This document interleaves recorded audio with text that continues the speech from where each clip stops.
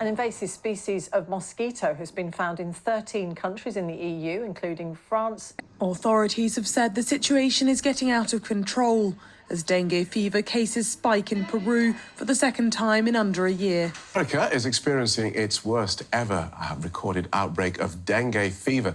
How did mosquitoes from Asia end up triggering outbreak in Europe? The answer lies in your weather app. This is the reality of 2025. A tiny insect once native to the tropical Southeast Asia has made itself home in places like South France, Italy, and some part of USA. How did it get here? The answer starts with the rising temperatures, longer summers, and changing in rainfall patterns. In short, climate change has redrawn the boundaries of where these vectors can live, breed, and bite. And as the climate changes, so do the rules of health and diseases. And now we are not dealing with the outbreaks particularly in a one region. We are looking at the global health shift, one that connects weather, travel, urbanization, and inequality. In this video, I'm going to take you deep into the world of vector-borne illnesses, how they spread, why they are on the rise, and what this means to our future. So from the vineyards of France to the crowded roads in Mumbai. So this video is not going to be about mosquitoes, it's about justice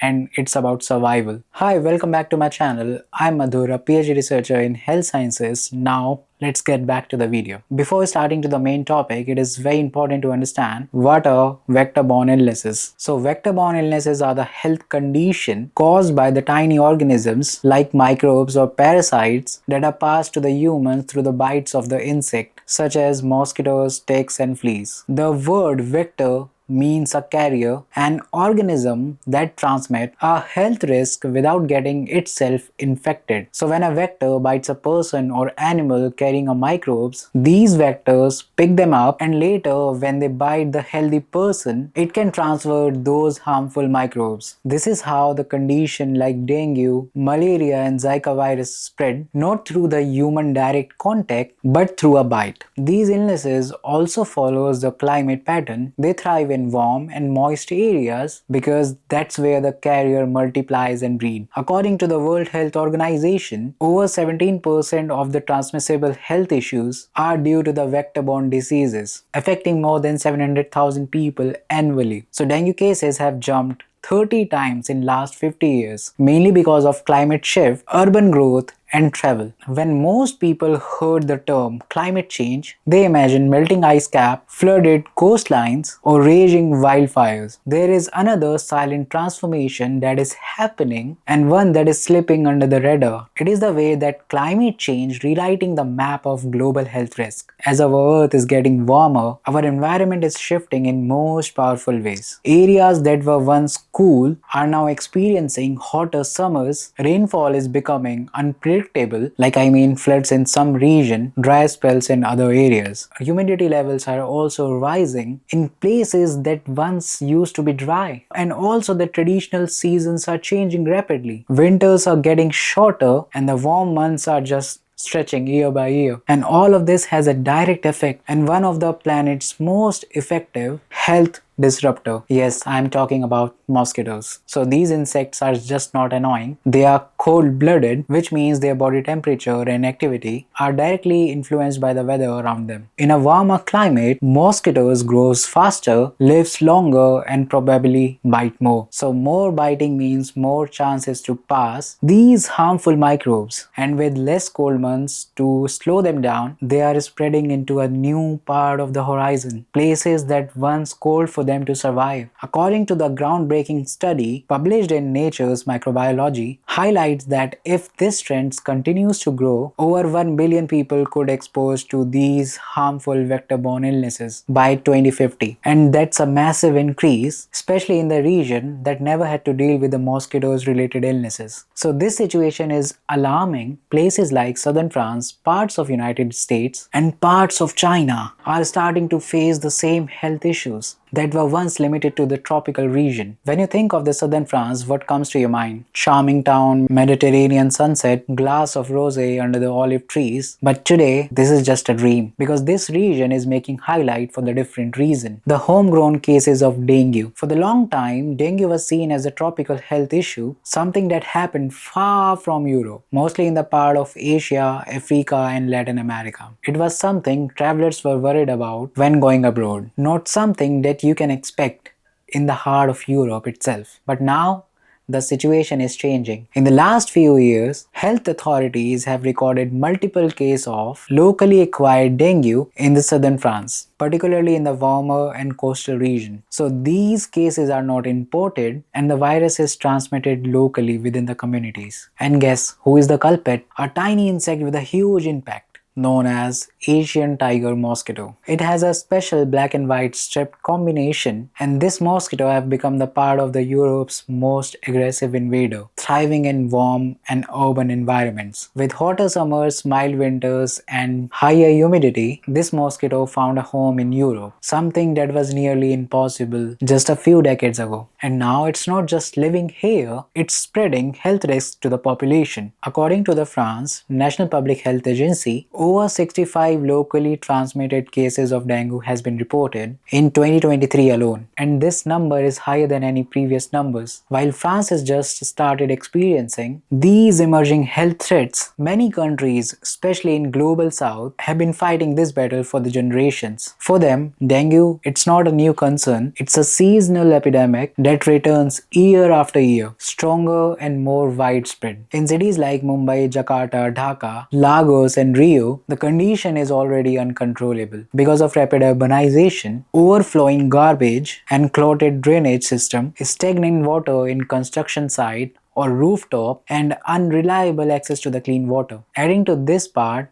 the changing climate. Hotter temperature, inconsistent rainfall are the building ground of mosquitoes. In 2023, India reported 2.5 lakh cases of dengue, and it is believed that most of the cases are unreported, especially in the rural areas where the diagnosis facilities are limited. So the pressure on the health system, especially global south, is enormous. In some states, hospitals runs out of the critical supplies like platelets, especially during the peak of dengue season. And in many rural areas in India, there are no proper vaccination or the basic measures to control the dengue outbreak. And yet, despite bearing the brunt of this crisis, the global south contributed less to the problem. Countries like India, Nigeria, Bangladesh contribute only tiny fraction of world emission, but they are the ones who are facing harshest consequences of climate-linked health risks, from rising vector-borne illnesses to extreme weather events. So this is not a health challenge anymore. We can easily say this is the climate injustice. As the world began to wake up to the growing threat of vector-borne illnesses, the global south already been living in it, not as a warning but as a reality. These regions across global South Asia, Africa and Latin America faces more interesting health challenges, and which makes them far more vulnerable. As these countries are facing epidemic exposure, so illness such as dengue, malaria and chikungunya aren't just occasional headlines, they're the part of the life. But now rising temperature are turning what used to be a seasonal outbreak into year-round threat. So the mosquito breeding season is increasing even to the higher altitudes and colder regions. Our 2023 report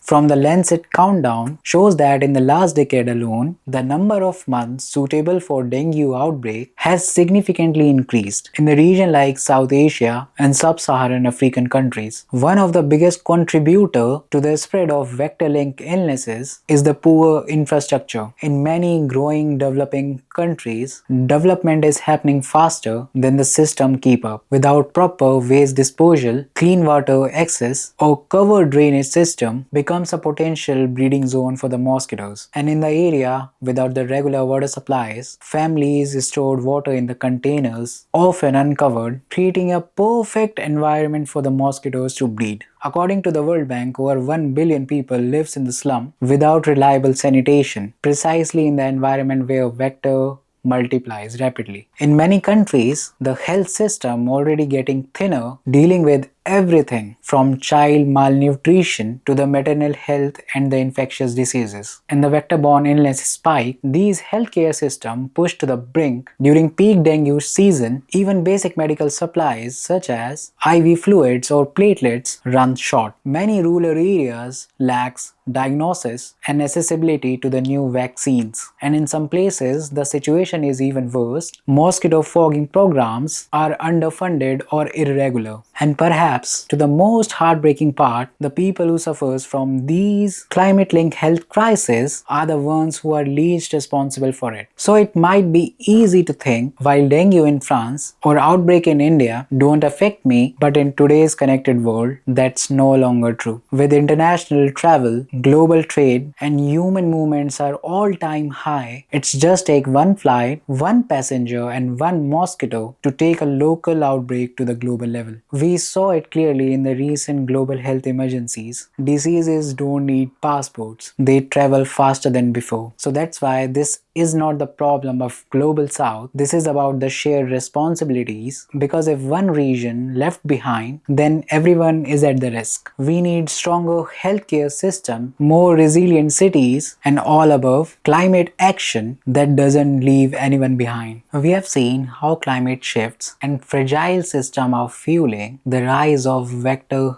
illnesses. But this isn't a hopeless situation. The challenges are real, but the solutions are within our reach. So if we act together and if we act fast, we can build a safer and healthier future. So outbreak doesn't happen overnight. They often begin quietly, one community, one town, one cluster at a time. That's why early detection is very important. With the help of AI, mobile reporting, satellite monitoring, and real-time health alerts, we can track where the risk is rising and act before it spreads. WHO's Global Arbovirus Initiative, launched in 2022, aims to create a unified, tech-enabled response to the rising threats like dengue, Zika, and chikungunya across all the continent. We already have the tool to protect millions like dengue vaccine, but here is the challenge: accessibility. Many of these vaccines are not available to the wider group of people, especially in the countries where they are needed the most. We need faster developments, lower costs, and global distribution system that put people before profits. We need to build resilient healthcare systems so that every community, no matter how remote or under-resourced, deserves a strong healthcare system. One that can diagnose fast, respond quickly, and prevent future outbreaks. This can be done by investing in more clinics in unserved areas, clean water and sanitation, local healthcare training camps, reliable supply chain for essential medicine. So when the people equipped with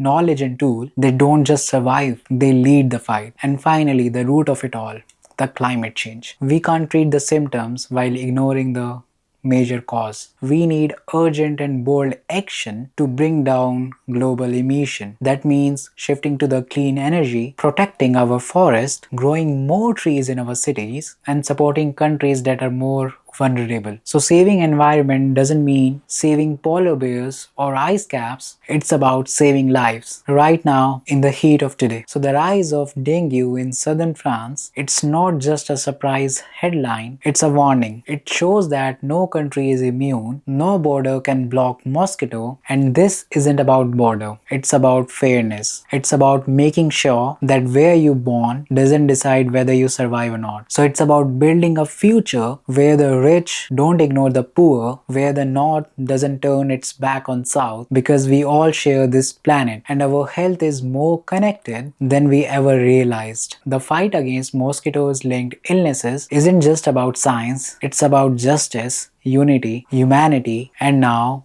it is the time to act. Thank you so much for watching. If you learned something new from the climate change to the mosquitoes related illnesses, please like, share and subscribe to my channel. I'm gonna bring a lot of scientific research related to the public health issues. Now I'm gonna see you next time. Till then, stay safe, stay healthy.